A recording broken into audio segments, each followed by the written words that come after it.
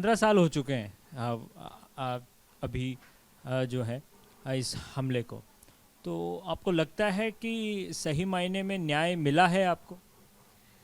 न्याय मुझे सही मामले में ऐसा लगता है कि 50% मिला और 50% नहीं मिला है। सरकार से तो मेरी लड़ाई चलते आ रही है, काफ़ी साल हो गया है, 15 सालों में तो लड़ ही रही हूँ घर के लिए कि मुझे रहने का घर दीजिए, मेरे साथ खड़े होइए, कुछ मेरी फाइनेंशियल तकलीफ है तो आप वो दूर कीजिए। तो हर बार जैसे कि अगर मुझे सरकार से कुछ मिला भी है मदद में भी पैसे का पहले, तो उसके लिए भी हमें भाग-दौड़ करना पड़ा है। डायरेक्टली सामने से आके किसी ने नहीं किया है, तो बहुत लड़ाई कर रही हूँ, अभी तक लड़ाई मेरी चल रही है। कोर्ट में पिटीशन फाइल किया हुआ है घर के लिए, अब पता नहीं उसका भी नतीजा क्या होगा।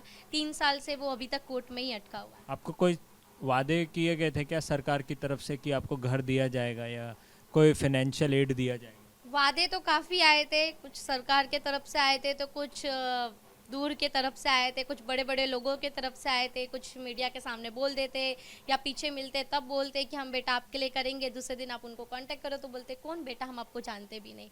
तो ये चीज़ें भी हमने देखा है। सरकार की तरफ से हमें बहुत पहले कोई आए थे हमारे घर में कलेक्टर ऑफिस से, तो उन्होंने सिग्नेचर वगैरह लेके गए थे, वो बोले कि आपके नाम पे घर अलर्ट हुआ है। हमने बोला ठीक है, और तभी हम काफ़ी बिजी चल रहे थे, इंटरव्यूज़ वगैरह चल ही रहा था, तो हमने उनको बोला था आप पेपर दीजिए।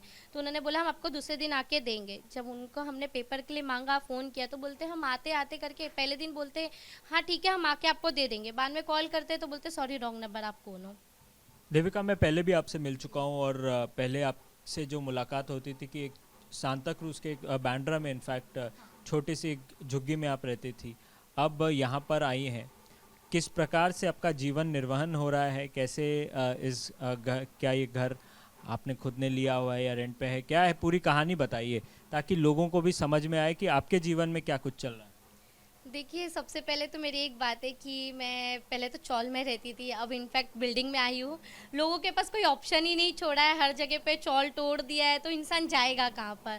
और बिल्डिंग का भाड़ा भी इतना है कि वो भरते भरते उसमें सब कुछ याद आ जाता है कि भाई वो घर चला है कि रेंट भरे। आज मैं जिस घर में रहती हूँ वो 19,000 भाड़ा है, मैं कहाँ 10,500 रेंट देती थी, उसमें भी हमें कितनी दिक्कतें का फेस करना पड़ता था। अब डायरेक्ट 19,000 पे आना, हम परिवार को कैसे चला रहे वो हमारी प्रॉब्लम हम ही जानते हैं।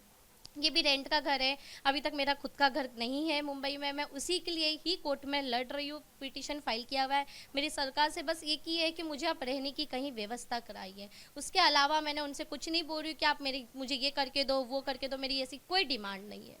आप पढ़ाई भी कर रही हैं, कहाँ तक पहुँची है पढ़ाई आपकी? नौकरी को लेकर के आपकी क्या राय है? कहाँ क्या करना चाहती हैं जीवन में? मेरी पढ़ाई अभी मैं थर्ड ईयर की स्टूडेंट हूँ, बीए की बैचलर ऑफ आर्ट्स कर रही हूँ, और मेरी नौकरी के लिए चल रहा है कि मैं अभी भी इनफैक्ट काफ़ी जगह पे नौकरी के लिए जा चुकी हूँ, बट ये मुंबई शहर है, यहाँ फ्रॉडगिरी काफ़ी होता है। तो ये मेरे साथ भी हुआ है, काफ़ी लोगों ने पहले पैसे का डिमांड किया, तो कुछ लोगों ने सिर्फ बोला हाँ रखेंगे, बट कुछ नहीं हुआ। तो नौकरी के तलाश में तो मैं हमेशा हूँ, और सपना है आगे कि मैं ऑफिसर बनूँ और आतंकवाद को ख़त्म करूँ। संघर्ष कर रही हैं नौकरी के लिए? यस ऑफ कोर्स कर रही हूँ, और काफ़ी कर रही हूँ, और ये चीज़ समझ में आ रही है कि एक नौकरी की ज़रूरत कितनी होती है। अब मैंने बहुत बार सरकार से उम्मीद करना भी छोड़ चुकी हूँ, अब इतना हो लगता है मुझे कि मैं खुद के पैरों पे खड़ा होना चाहती हूँ।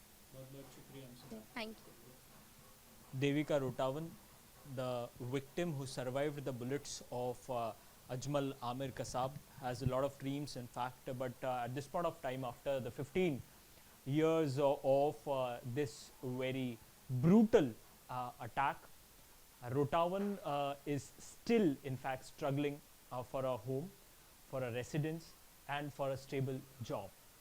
With video journalist Pramod Sandeep Singh for Republic TV.